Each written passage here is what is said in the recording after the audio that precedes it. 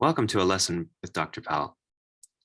Let's take a look at two functors f and g, which are adjoint to each other, left adjoint and right adjoint, so that there's a natural isomorphism between functors where this is the input or when that is the input. So based upon a composition of functors with a hom and this f, or this hom and that g. Okay, so if it's natural in both components, then this is considered an adjoint pair of functors. Very nice for transferring structure or ideas in one category to another category if you can find a pair of adjoint functors.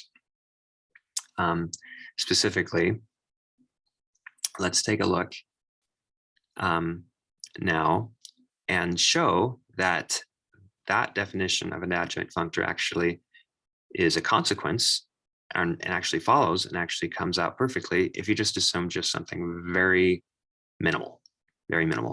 F is a functor from D to C, G is a functor from C to D. Now, what we're going to assume minimally is that for each object X, for each object X in the category D, there exists a morphism, A to X, such that it's initial in some way or another, meaning that if you have any other map coming out this way to an output of G here, then there exists a unique gamma between f of x and y, so that if you apply G to it, becomes a map here that makes this diagram commute very nicely. Okay, how does that work? Well, we're just saying there exists an object f of x. And so really we just have like a map between objects x and f of x. We don't know that f is even a functor at this point. All we know is that we have some kind of universal property happening here for some object which we define to be capital F of x.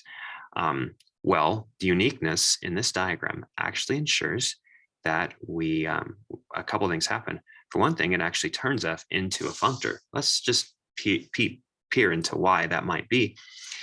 Well, if we just extend this map G and change it up so we kind of break it up, x goes to x1, and then x1 goes to g of, and then what we actually choose the element where this would be an initial morphism for it, just like that was up there. Now notice what we have. We actually have this as a map, and that since this has a universal property, we get something unique happening here to make this commute. Let's just call this unique thing that happens here, at least what happens before G, f of f. And so when you apply G to it, you make this diagram commute. Wow, we actually have defined where morphisms should travel with f, so it turns f into a functor. In fact, because of this uniqueness, we actually get that compositions behave nicely with respect to this. It turns into a very nice functor.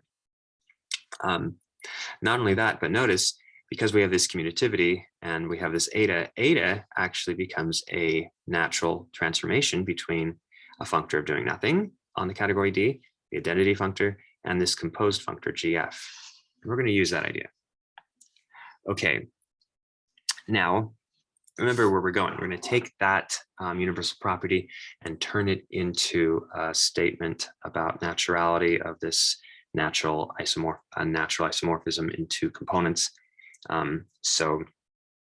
Let's keep going.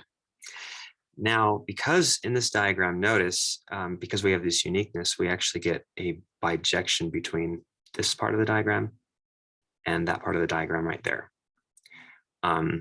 Even we can say it's a bijection between G and F, because this part of the diagram is determined by this F right here.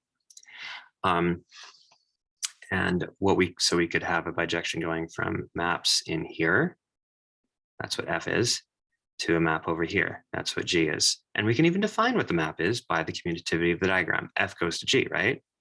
But then what's G? Is the commutativity of the diagram, it's G of F of A to X. So we actually know what happens with F. We have a formula for it. Okay, now what about the naturality in both components of this bijection to make it a natural, even isomorphism? Well, we know it's a bijection, so it would be but so that it's natural at least. Well, think about what the hom functors do. If we're given something like this, how would we move to a Hom set from this guy to this guy, it's by extending or precomposing. I mean, that's how the maps work. And so essentially what we need to show is that if we have a map here to something here done by precomposing and postcomposing, then we would naturally end up getting something here. In the image of this bijection, we would have it precomposing and postcomposing behaving the same way with respect to the maps that we are engaged with and considering. Okay, so very nice, or I guess this would be postcomposing and precomposing. Sorry, I said it backwards. Precomposing and postcomposing. Okay, right. So let's take a look at what happens. Let's use the definition of what the map uppercase phi does. So it takes this one, and remember over here what it did. You can use that rule right there. And so it's g of this eta x1. And since g is a functor, it splits across composition. Then we use, now on this part, we're going to use the fact that eta is a natural transformation. That we can use a commutativity of this diagram to replace this with, so